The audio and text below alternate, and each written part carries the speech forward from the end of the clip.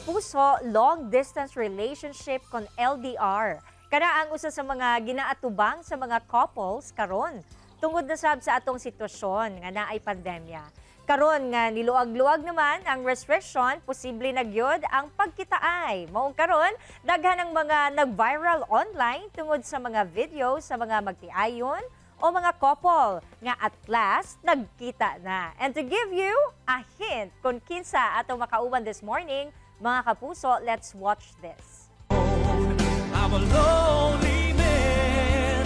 I need you again. I just wanna love you forevermore.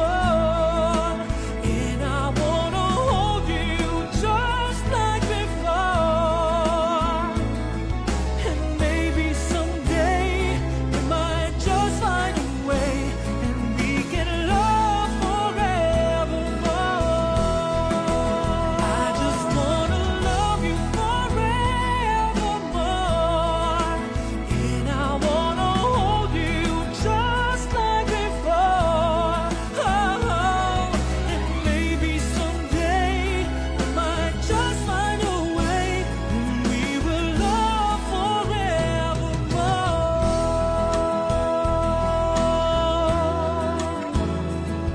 Mga kapuso, ang maong video miani og libo ang views, reactions ug shares online. Maong dili na nako padugayon pa. Dungan tang ma-in love this morning, mga kapuso, og ato sayron ang storya luyo. Atong video kauban si Amir Alvarez.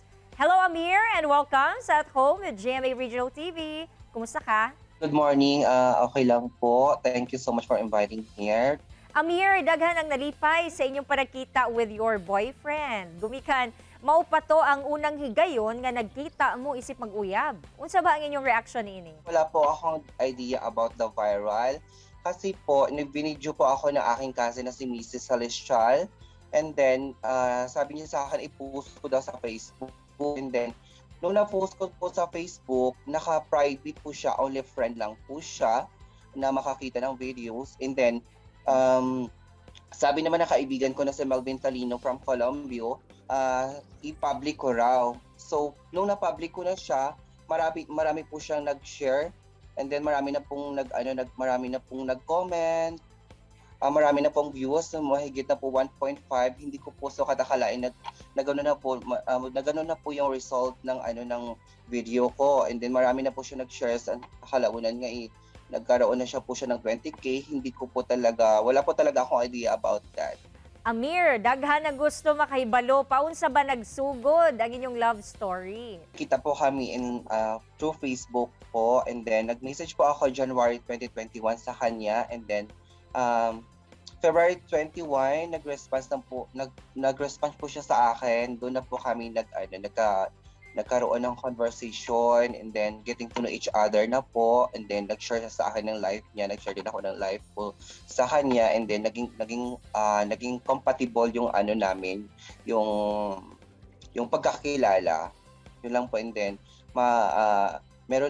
nagka-start din po ang relation namin kasi nagustuhan niya po ako kasi parang pinakita ko sa kanya na kahit malayo ako, pero yung concern ko sa kanya andun, yun po niya gustuhan niya sa akin kasi nag-iisa po siya sa kanyang bahay. So, inalagaan ko siya through online po. Kaya iyon, and then, sabi ko sa kanya, pag after na pandemic, pupunta ka dito kung mahal mo talaga ako. So, nag-report po talaga siya, sir, na pumunta dito kasi okay naman po yung situation ngayon. Kaya iyon, nagkita-kita kami on June 21. Love knows no age sabdiay para sa inyong duha tungod taliwala sa inyong age gap. Nagkasinabtanay gyud gihapon mong duha. Giunsa ba ninyo pag-handle ang matag usa?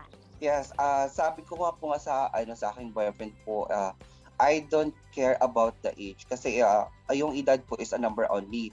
Sabi ko sa kanya, ikaw may edad, mas may edad ka sa akin at saka ako bata pa ako. That's why ages doesn't matters. Amir, karon nga finally nakita na gyud mo dili gyud mawala ang mga adjustment sa matag usa. But na mo may balaan o kumustahon kung unsa na ba ang sunod ninyo nga plano karon nga nagkita na mo? Anyway, nandito po kami ngayon sa Cebu City, sir, for bonding sa aming dalawa. Kasi babalik na po siya on July 18. Kaya I need to spend a lot of time to him para maging okay yung flow ng relation namin. Sa katapusan, unsay mensahe nimo sa tanan lakip na usab sa LGBTQ community? May kalabutan sa susamang sitwasyon ninyo. Naghanap po nag-PM sa ako kung unsa daw, paano daw magkakuhag apam. Anyway, nag-response po ako sa kanila na maghanap na lang po, huwag po mawala ng pag-asa at magpakatotoo po sa kanila kasi nakakatulong po yung pagpakatotoo sa kanila. Amir, dagang salamat sa imong time nga gihatag ka namo. Hoping for the best sa inyong duha. Salamat. Thank you din po.